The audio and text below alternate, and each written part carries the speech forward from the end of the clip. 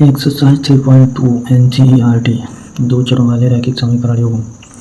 प्रश्न नंबर 1, निम्न रैखिक समीकरण युग्म को प्रतिस्थापन विधि से हल कीजिए। x + y = 14, x - y = 4।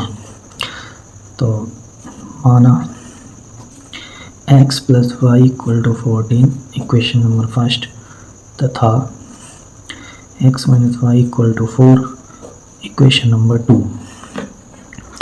तो आप लिखेंगे समीकरण 1 से, तो प्रतिस्थापन विधि है तो समीकरण 1 में आप या तो x का मान निकाल लीजिए या y का मान निकाल लीजिए और उसको समीकरण 2 में रख दीजिए, मतलब प्रतिस्थापित कर दीजिए। तो आपको प्रतिस्थापन विधि से हल करना है। तो समीकरण 1 से x + y = 4।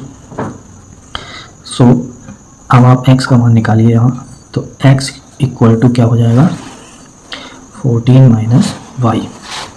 अब यहाँ आप लिख सकते हैं समीकरण 2 में x का मान रखने पर, कहने का मतलब आपने जो x की वैल्यू 14 - y निकाली है इसको आप इक्वेशन नंबर 2 x - y = 4 में आप पुट करेंगे तो क्या होगा, चलिए देखते हैं। तो इक्वेशन 2 क्या है, इक्वेशन 2 में x है, x तो x की जगह आप पुट करेंगे 14 - y, क्योंकि x = आपने अभी निकाला है 14 - y। तो आप x की जगह लिखेंगे 14 - y। क्या लिखेंगे 14 - y इक्वेशन 2 का ये अलग दिया है, मतलब आपने x की जगह पुट किया है 14 - y। जब आपने x की जगह 14 - y पुट किया है तो x की जगह तो लिखिए 14 - y और y आपका सेम रहेगा = 4। पुट कर दिया। अब देखिए 14 - y ब्रैकेट खोलिए, 14 - y ब्रैकेट खुलेगा -y = 4। 14 y और y देखो सेम साइन है, जब सेम साइन हो तो आप क्या करेंगे, आप प्लस करेंगे, और अगर अलग अलग साइन होती है 1 + 1 माइनस तो आप माइनस करेंगे। ये रूल होता है प्लस और माइनस करने का। तो आप यहाँ y और y प्लस करेंगे तो 2y हो जाएगा, दोनों माइनस हैं तो -2y होगा, दोनों प्लस होते तो +2y होता बराबर 4। तो -2y, क्योंकि आपको y का मान चाहिए तो y को आप अकेला करेंगे, बाकी सब धीरे धीरे उधर पहुँचाते रहेंगे स्टेप बाय स्टेप। तो 14 4 की तरफ जाएगा तो प्लस का 14 है, इक्वल के इस तरफ आएगा तो -14 हो जाएगा। -2y इक्वल, अब देखो यहाँ अलग अलग साइन है, ये प्लस का ये माइनस का, जहाँ कोई भी साइन होता है वहाँ प्लस का ही होता है। तो यहाँ प्लस का साइन है, यहाँ माइनस का साइन है, तो अलग अलग साइन है, सेम नहीं है, अनलाइक है। तो आप क्या करेंगे, आप माइनस करेंगे तो 14 से 4 माइनस होगा, क्या बचेगा 10। अब माइनस का नंबर बड़ा है तो आप यहाँ माइनस ही लगाएंगे, और जब इक्वल के दोनों तरफ माइनस होता है तो माइनस कट हो जाता है। तो y का मान आपका आ गया 10/2, 2 का डिवाइड हो जाएगा तो 5। ओके, अब y की वैल्यू को आप किसी भी इक्वेशन में पुट कर दीजिए। तो आप इसको मान लीजिए इक्वेशन नंबर 3। तो आप यहाँ लिख सकते हैं y का मान समीकरण 3 में रखने पर। तो इक्वेशन 3 क्या है, x = 14 - y। तो x = 14 - y की वैल्यू आपकी क्या है 5, तो आप y की जगह क्या रखेंगे 5 रखेंगे। तो 14 - 5 क्या आएगा 9। तो लिख दीजिए अतः x = 9 तथा y = 4। ओके, अब आप सेकेंड क्वेश्चन देखिए, इसमें भी आपको प्रतिस्थापन विधि से हल करना है। तो आप क्या करेंगे, सेम पहले की तरह, माना s - t = 3 इक्वेशन फर्स्ट और s/3 + t/2 = 6 इसको मान लिया समीकरण 2।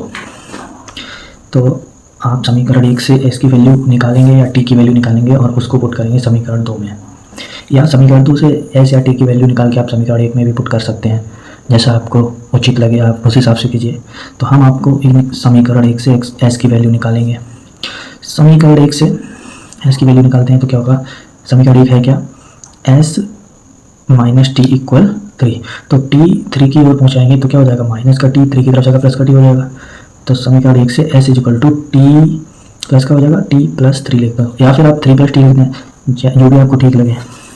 तो आपकी एस की वैल्यू आ गई t+3। इसको आप इन इक्वेशन 3 बोल दीजिए, क्योंकि आपका जो भी मान निकल के आएगा एस का या टी का वो आप इसी में ही रखेंगे, इसमें रखेंगे तो आप माने, वैसे आप इसमें या इसमें या इसमें किसी में भी रख सकते हैं, लेकिन इसमें थोड़ा आसान रहेगा। ठीक है, तो आप लिखिए एस का मान समीकरण 2 में रखने पर, तो एस का मान आप समीकरण 2 में रखेंगे तो समीकरण 2 है क्या, तो समीकरण 2 है s/3 + t/2 = 6। तो आप एस की जगह क्या रखेंगे, आप एस की जगह रखेंगे एस की वैल्यू t+3। तो आप लिख दीजिए एस की जगह t+3, ओके, अपॉन 3 प्लस बाकी सब सेम उतार लीजिए, पूरा इक्वेशन आप सेम उतारिए। ठीक है, तो आप क्या करेंगे, आप 3 और 2 का एलसीएम लेंगे। तो 3 और 2 का एलसीएम क्या होगा, 3 और 2 का 3 2 6 होगा, क्योंकि इसमें कोई कॉमन चीज़ मिल नहीं रही है तो इसका मल्टीप्लाई ही एलसीएम होगा। तो 3 का आप 6 में डिवाइड करेंगे तो क्या आएगा 2 का अंश में यानी न्यूमरेटर में मल्टीप्लाई होगा। तो 2 का मल्टीप्लाई कीजिए, देखो 3 का 6 में डिवाइड किया 2 2 बार गया, आप 2 का अंश में गुणा कर दीजिए, पहले टी में फिर 3 में, मतलब 3 में। तो 2 एंड टी प्लस 2 3 6 प्लस 2 का 6 में डिवाइड करिए, 3 बार जाएगा, 2 3 6 3 आया, 3 का टी में डिवाइड होगा तो 3t = 6 अपॉन 1 मल्टीप्लाई करो, तो 3 और 2 तो ये हो जाएगा 5t + 6 अपॉन, चलो जब मल्टीप्लाई ही कर रहे हो तो देखो इसका 1 में मल्टीप्लाई होगा तो यही रहेगा पूरा कंप्लीट। अब 6 का मल्टीप्लाई कर दो 36, तो 5t इक्वल आ जाएगा 36 - 6। तो 5t इक्वल 36 से 6 माइनस होगा 30 बचा, तो t इक्वल 30 अपॉन 5 मल्टीप्लाई में है, कोई भी साइन नहीं होता मल्टीप्लाई होता है, दो नंबर्स के बीच अगर कोई भी साइन नहीं है तो मल्टीप्लाई होता है। तो 5 इसके साथ मल्टीप्लाई में है तो इक्वल के उधर जाएगा तो रिलेशन बदल जाएगा, तो हो जाएगा 5 डिवाइड में 5 6 × 30, तो t आपका आ गया 6। आप क्या करेंगे, आप t की वैल्यू को इक्वेशन 3 में रखेंगे, आप इक्वेशन 1 में भी रख सकते हैं, 2 में भी रख सकते हैं, 3 में भी, तो इससे थोड़ा आसान रहेगा, इसलिए आप इसमें t की वैल्यू रखें यहाँ। तो t की वैल्यू आई क्या है, t की वैल्यू आपको मिली है 6। तो आप क्या करेंगे, t का मान समीकरण 3 में रखने पर, तो t का मान आप समीकरण 3 में रखेंगे तो समीकरण 3 क्या है, s = t+3, तो t की जगह आप 6 रख देंगे तो s = आ जाएगा t+3। तो s = t की जगह 6 रखेंगे तो s = आ जाएगा 9। तो आप लिख दीजिए अतः s = 9 एंड t = 6। ये आपकी वैल्यूज आ गए, हल आ गए आपके।